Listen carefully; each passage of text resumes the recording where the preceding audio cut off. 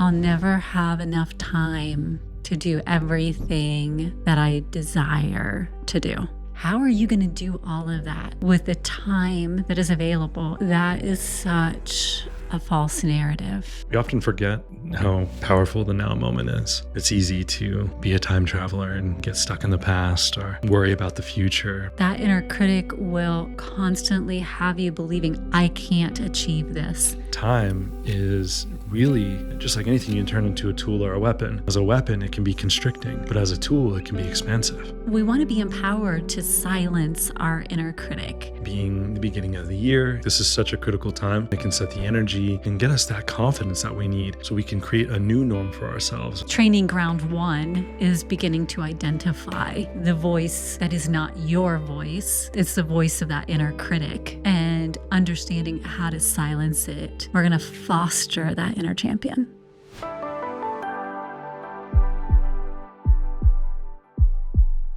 Hi, I'm Amber Mikesell, author of Silence Your Inner Critic, and I am so excited to share that the book Silence Your Inner Critic is now available for pre-order. You can pop on over to silenceyourinnercritic.com and place your pre-order there. And while on silenceyourinnercritic.com, you can find tons of fun free resources available for you to explore. So our year began absolutely incredibly with Silence Your Inner Critic being featured in Times Square, like on New Year's Day. And then we continue to progress with this book. We've gotten rave reviews, and I want to continue to talk about it because what that tells us is it is something that we as people are really seeking to have tools to navigate through. We want to be empowered to silence our inner critic. If we're getting features and we're having people already begin to write positive reviews about how this book is changing their lives, then let's give people this information in a way that can start to empower them right out of the gate before it even launches on March 4th. So that the book can just be that next level of empowerment, but we can be their people in the chair before it hits the shelves. And I think we need to take it now and continue to go to the next level and talk about how the inner critic, as that supervillain in our lives, just takes our superhero and traps it, right? In every superhero saga, you see how, whether it's Lex Luthor who gets a hold of Superman and traps him in some way by using Kryptonite, right?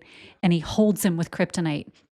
There's something to that struggle of when the supervillain holds the superhero captive, and it causes that superhero to have to find that strength within to really find who they are and pull every super power and super tool out of their arsenal to push their way through and find their true inner strength.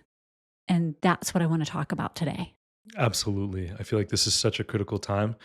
Being the beginning of the year, it really can set the tone, it can set the energy, and it can get us that confidence that we need.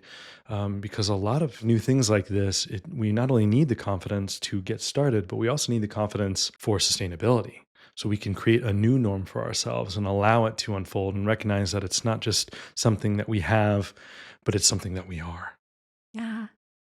And that's a key thing for me, right? And it's not like it's a once and done when it comes to personal development. We're continuously on this personal development trek. Just like a superhero is constantly on the trek of honing their superpowers and really discovering new ones.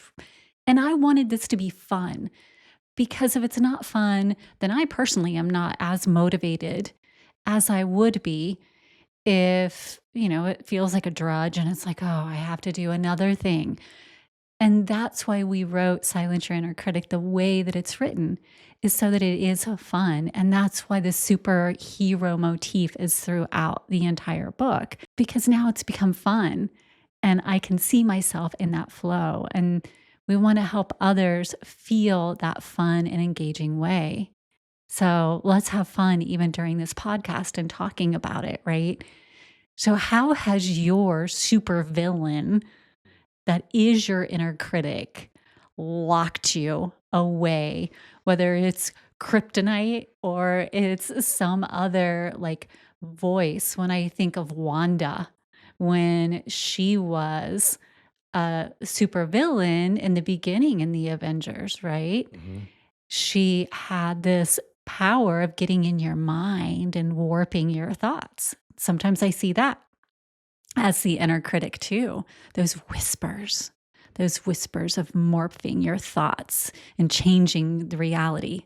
Has that ever happened to you? It definitely has in the past, but it's not quite what I'm flowing through right now in terms of how my inner critic is showing up. Okay.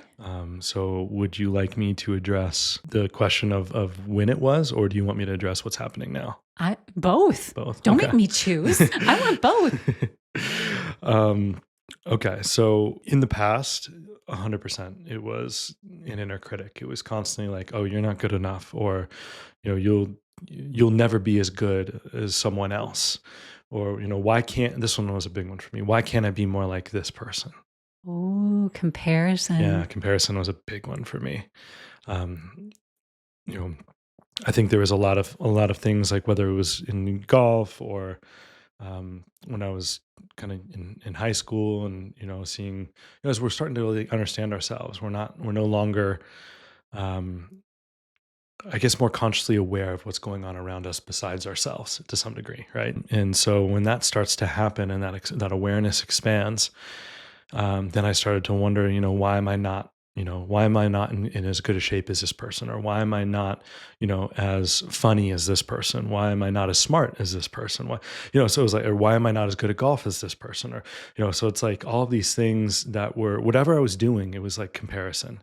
Yeah. And in some ways, I was able to harness it, and it helped me, get better. Because right, we talked about not every voice doesn't have to be a negative, even if it starts that way. Yes. And right, and so through that kind of process of my dad started talking to me a lot about affirmations. That was a great tool to support me through that process of moving through and in what we now call um, Easy for you to Yeah, say. right. I had it. Flip the script. Thank you. There Yes. we go. Yeah, and so yeah, we just flipped the script, and that's what was great about affirmations. And so it helped me go from, okay, why am I not as good as this person, to I can be better, or I can be like them. Yeah. In that way. And it was a better movement, but it was still a problem because it was all about me being like them, which is still a comparison and still an external versus an internal. Yeah. But it's a step, right? It's a super tool that you were able to invoke that got you to the next tier that then will get you to the next tier, right? Exactly. Exactly. But now my inner critic shows up a lot differently. I don't have that type of well, after a decade of really more of building a positive mental mind frame, it takes a lot of time to reset in terms of how I talk to myself, how we talk to ourselves, right? And so I I don't have that type of loop going on in my head anymore. For me, the way that my inner critic shows up is not through words. Um, but almost through time. I don't know how else to express it. I feel that I am not at my greatest when I feel like I'm putting pressure on myself. So it's not like I'm saying words. Maybe there might be that occasion, oh, I just need to get this done, or it's so crazy today. Those are some of the words that come about, but it's more of like a feeling. It's like an overarching feeling that like it almost feels crippling in its energy. It almost feels like I've got this massive amount of pressure just all around me, and I'm like encased in it, and I'm in a glass case of emotion. And that's like what I feel like, and it's overwhelming. And so, yeah, like I said, it's not like words. Usually, it's just this deep, deep, intense feeling that I feel like I can't like get a breath out, and I even struggle with my breathing. I struggle with. I notice I have shorter breath. Yeah. I've noticed I'm breathing more out of my mouth instead of my nose. I realize that I am reacting to things versus responding. And I'm getting a little bit more lost in my train of thought, or the way that I'm communicating isn't coming out the way I desire it to. And so these are kind of symptoms. And I'd say that's an area where I just need to really learn how to embrace the pause more, allow my inner champion to be the silence. Allow my inner champion to come forward. It doesn't even have to be back in words. It can be in holding space. It can be in connection. It can be in allowing myself space. Yes. And I think that that's very important because it's very easy to identify when the negative voice is talking sometimes. Not always, because sometimes it runs on autopilot and we just get so used to it that it's like, oh, there that is again. And we start to believe that it's our own voice. So it's like training ground one is beginning to identify the voice that is not your voice. It's the voice of that inner critic and understanding how to silence it there and create a different dialogue, much like you would with a kid, right? Who you're not always going to listen to a 2-year old that's having a temper tantrum. And that's a lot of what's happening when your inner critic is kind of at its full force, right? It wants something that you may not necessarily desire to give it. So, learning to have a differentiation between that kind of level. Okay, I am not that negative voice that keeps going in my head. So here are the superpowers that I'm going to begin to use. And here is my arsenal of tools that I can pull out and my weapons that I can use in order to do that. But then, of course, it's a supervillain. It's going to learn that, okay, you've caught on to that. You've caught on to my temper tantrums. You now know. And so I'm going to mature as you mature. And I'm going to grow stronger as you grow stronger. And as you just pointed out, then it is going to find a different front to come at you from and say, okay, you going to catch me now? You going to get this? And that's where it can actually be almost beneficial because it's making you stronger. It's keeping you on your toes. And that's again where we go back to those wonderful comic books or superhero movies, if you tend to watch more movies, or any hero's journey movie, right? Because then that puts you in this space where you're not constantly on the defense. That's not what this is about. It is about you consistently looking at how can I expand my skills? How can I expand my superpowers to rise up and be the best that I can be? So, how are you expanding your skills? You mentioned the pause. So, what are you doing to catch yourself real time and be in the pause? It's a tough one. Practice, really. That's my only direct answer right now. It's hard to catch yourself real time until you start catching yourself in real time. And even to get to that point, it's taken me a while. And feel like you've noticed on my off days, or days that I'm feeling that, it's just even yesterday when in the morning I was struggling with my words, and like, real time, I was like, I'm realizing this as it's happening right now, that I'm attempting to put something out to you and it is not coming out of my face. Yeah, exactly. And so like real time, instead of like getting frustrated with you for not understanding me, or instead of getting frustrated with myself for not being able to do something that should be pretty easy. In the moment, it felt really difficult. And so just allowing myself to sit with it and do my best to explain, like, hey, I'm struggling in speaking right now. So I'm going to take a pause right now and I'm not going to talk for a little bit. And, let's hold this thought. And nothing right now is overarching and need to discuss that. We can't just wait, 15 minutes to half an hour or however long it takes for me to just kind of pull back inward, get clarity, reset, and then have an effective approach moving forward. And so that just takes practice, and it will continue to be, and it will probably always be to a degree. As we talk about, mastery isn't the completion of it. It's just a shorter time frame. And so now I might be in the middle or the end of the conversation till I realize it, and maybe it'll be, once the first couple words come out and they're not as I intend, I'll be able to be like, oh, okay, now it doesn't make sense to go any further. Let me pause and I'll get back to you on this. And so that would probably be a level of mastery that I'm looking to get to.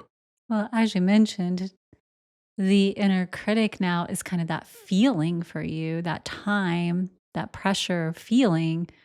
Then the other, your inner champion, will become a feeling as well, I would estimate, because a feeling and a feeling have to meet one another to rise, right? So you'll be able to feel it and meet it before it even occurs. I don't know. I'm not inside what is going on in your inner realm, but that is what I would estimate because I've felt something very similar. And then being able to pull back and effectively communicate before it happens versus as it's happening may be the level that you get to. Do you feel like it was helpful to be able to have someone you could lean on, like the other, whether it's people in your chair, gal in your chair in this case, to be able to communicate and lean on someone and say, "Hey, I don't even know what's happening right now, but this is where I'm at." Do you feel like that plays a part at all? Because it could be a different outcome if you're surrounded by individuals who aren't like in that same superhero realm, if you will, and really don't have the same concept. And so now you're out of alignment with your communication and you want to say, I don't know what I'm saying right now. And they're like, I don't care. So, do you feel like that plays a part? I just don't wanna set somebody up who's listening to this and they're like, "Oh, well, I've had that feeling and I'm gonna communicate that to someone," and then the person who's receiving it goes, "I don't care what you're feeling. We're moving forward with this conversation." We don't wanna put somebody in that position, so just thought I'd ask the question. Yeah. Yeah. I mean, it could happen, even as much as we would like to not put people in that situation. It just may occur. And there's really not being so influenced by the external to determine your internal. Mhm. That's where that plays a key part in the way that I feel about that. But also, But also it exponentially helps to have a partner or someone in your life, in my case, you, my lovey, and who can understand it and give me space. In that moment, I didn't feel judged. In that moment, I didn't quite feel understood in terms of what I was saying. I totally understand that it was not coming out. So if it were flipped, I would be in the same spot that you were. But I felt understood from a deeper level, like from a soul level of you saying, okay, hey, I don't understand what he's saying, but I understand where he's at. And I can honor and hold space for that and not take anything personal right now, recognizing that it is simply a moment and not who this is. And it is no longer a marker to define this person, and therefore I'm going to adjust my behavior because this is occurring. Instead, I'm going to shift and hold space and let him regroup. And so, having a safe, loving space like that from a partner is beyond a gift. So, yes, absolutely. My responsibility in it is that if you don't respond in that way, I can't. To go back to what we were talking about before. I have to have my responsibility in it too. It's not just a one sided thing. And so, when both of those align, then the greatest opportunity occurs. And I bring it up not to get like positive feedback from you about how I responded, just to be clear about that, but because there's an opportunity in it from my side and my inner critic, right? I had an opportunity to be in a position where it's like, well, wait a second, what is wrong with me to not be able to understand what he's saying? And it could have triggered my inner critic. But instead of giving in to the inner voice that was happening for me, it was holding that space of, look, there's clearly something occurring for you. And my role in this is to hold space for you. And we have a podcast previously. If you want to go back and listen to that, all around, like sacred space and holding space and what that is. But to understand that it's not about me in the capacity that I'm stupid for not being able to understand. And that's often what gets triggered when something like this is occurring, and why, and maybe in my past, I would have been like, no, we're going to have this conversation. Let's just keep going until either I get it or you can clearly communicate. And so the inner critic does get in there and the ego gets in there, and we feel like, no, we've just got to keep pushing. But if we can have these tools and these resources where it's like, we don't have to do that. We can give that space to allow the inner champion to rise up and know that it's not that something is wrong with you. It's not that something is wrong with me. It's that there's just a lack of clicking right now. Something is just not connecting. And it could just be the timing that's not connecting. And so if we give each other space, then it could be that the timing does connect in the future. You have a lot on your plate. I have a lot on my plate. There could have been a lot running in the background for both of us. And maybe it wasn't just that words weren't coming out for you. Maybe it's that my ability to comprehend the words that were coming out for you weren't clicking in either. And so we could have pushed it, but instead we both used the tools that we have available to us to create that space. And so we all have this opportunity. And in the future, we may have to flip that script. And there may be a day where I'm like, man, nothing is coming out right. Can you please just give me the grace of space so that we can reconnect? And that allows us to have that compassion, which is another superpower, by the way, that compassion for each other, where we're now creating this superhero league, this justice league of our own, right? Where we're connecting and holding each other up instead of dragging each other down. Beautifully said. Absolutely. Being able to realize that a vast majority of our conversations aren't needed to be resolved in the now moment. Mhm. There's often this pressure that it needs to be complete, it needs to be done, it needs to be resolved right now. Now. Instead of allowing that time and give space for what's actually occurring, Uh-huh. and not what you are attempting to force to occur, even within yourself or to those around you or both. That's a critical aspect, and that's something I've definitely learned. There are times in our lives where, yes, the time is of the essence and something does need to be, maybe it's an emergency, maybe there's something going on. Totally understand that, not discounting that. But how often are we having emergencies where that's the case? Yeah. And Or that are was we creating them and making them emergencies when they're actually not? exactly. And I would offer that most of us are creating emergencies on a day-to-day basis, and maybe even an hourly basis.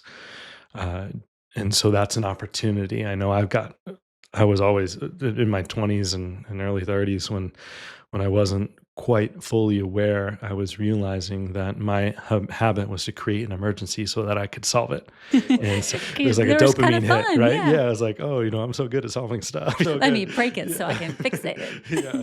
And then I realized that I'm just the one creating the problem, and then I'm solving it, and that's just not really helpful. And I wasn't like the only one. There were things going on, but I was a contributing factor, and I wasn't presenting it was more of like, oh, I don't want to say victim, but I'm not the one contributing. It's from the external, and so now I have to be the one to fix it. And so there's like an ego hit there, and it's like, okay, I can do this, and it's like confidence building. I was like, oh, there's another thing, but I've got to do this, and no one else can. And so it's like realizing that a vast majority of that was just self created. Uh, can, is very humbling, first of all, but second of all, also helps you learn priority and helps you learn how to be more effective in the communication, not only to those around you, but first and foremost to yourself. When you can be really efficient in communicating to yourself, then wow, it makes it so much easier to communicate with other people. And such is life, right? What you're limited to your ability to give to others based on what you're able to give to yourself. And in a way, you are setting up your own rescuer superhero approach just in a way that isn't getting you where you desire to go. So you desire that, but now you can flip the script, as you said, and do it in a way that is helping you move in a direction that you're consciously choosing instead of unconsciously choosing, Yes. which is such a gift because that one thing and all the research for putting this book together and all of the things that I personally did, it was that inner critic will constantly have you believing I'm not good enough or I'm not smart enough or I can't achieve this. And so you make unconscious choices based on that, like breaking things or participating in things that you know are probably not in your best interest because that inner voice is telling you, like, you have your inner champion who's in the background, trapped in that prison, going, "Don't do it. No." But you don't listen because you can feel that it's trapped and you move in that direction anyway.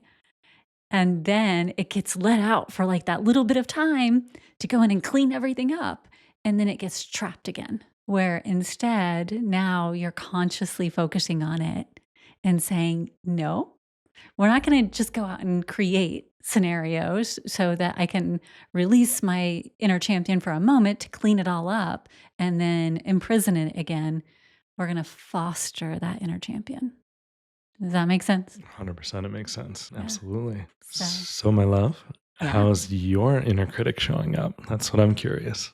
Right now? Yeah. Well, not in this now moment, unless it is, but just in general, as we're shifting into this new year, what has been showing up for you in terms of your inner critic? So for me, I believe it's very similar to yours, which is I'll never have enough time to do everything that I desire to do. And that is such a false narrative. And I know it. Like I can know it in my heart and in my mind, like the knowing, but that really does make you feel trapped by time. And there's only like, I am a huge proponent of there is only now. There's only this moment that we're in because the next moment isn't guaranteed to anybody. And the one that I was just in is behind me and I can't go back to it. It's informed me for the one that I'm in, but I can't go back to it. But that doesn't mean that my inner critic doesn't still come up and say, but you have all of these things. You desire to build this strong community for Sweet Vera, and you desire to do all of these things. How are you going to do all of that with the time that is available in a single day or a single week or a single year? And then all of a sudden, I feel weighed down. And I feel so trapped and time boxed.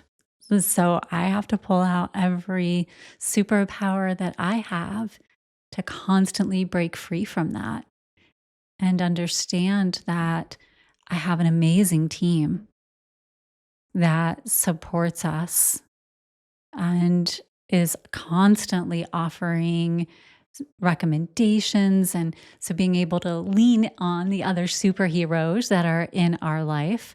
One just showed up right now, it sounds like, to be able to lean in on those and know that we have an opportunity to not just be a solo act and to know that we have all of these things that are available to us through new resources like AI.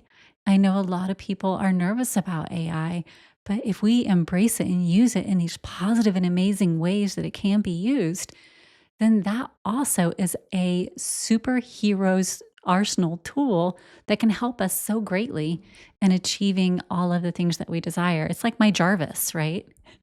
So I can have my own Jarvis or my own Friday if I want that can help me move forward. And I just constantly have to look at it that way instead of allowing the weight that the inner critic wants to put on me weigh me down and just make me want to crawl back into bed and pull the covers over my head, which some days I want to do. Yeah, we've all been there. That's really good. And yeah, we often forget how powerful the now moment is. It's easy to be a time traveler and get stuck in the past, or get worry about the future. But every future will be experienced in the now moment, right? And Yeah. every past had a now moment. And so yeah, it's that's always an interesting one. I know we've talked about this where it's we forget that we're literally on like a Earth spaceship flying through space, right? And it's at something like 40,000 kilometers per hour, something crazy like that, right? It's really fast. So every now moment, we're literally in a different physical place in space. Space. And so So that's, cool. yeah, it's so cool, right? And so if we, a little bit of a tangent, but if we ever want to go back in time or forward in time, we'd actually have to find the place where the Earth was in space to go there. It's not like, or where it will be, depending on the movement, right? Yeah. And then when I think about that, then it's like, oh yeah, okay, so that's how important and integrated the present moment. It's not just like this illusory thing that it's like, okay, well, it's a present because it's a gift, and sometimes you can, even though it is, it's like that can be so cliche, and you're like, Uh-huh. when you start to kind of view it from that perspective, it's like, oh no, this really is. There's like solidity to this. Space, time, continuum with gravity and movement. And I look at it scientifically. Yeah. That's why I love science so much. Yes, I'm into spirituality and into faith, but it all integrates together. There's a purpose behind it. Yes. Yes. Yeah. And time is really, we often unintentionally turn it, just like anything, you can turn into a tool or a weapon, right? And as a weapon, it can be constricting, but as a tool, it can be expansive. Yep. And that now moment is the most expansive thing, because that is the space in which pure creation and potentiality can exist. And the power is that it's existing now and now and now and now and now. And so if we know how to effectively compound that through our embodiment into those now moments, then oh my gosh, limitless potential is manifest.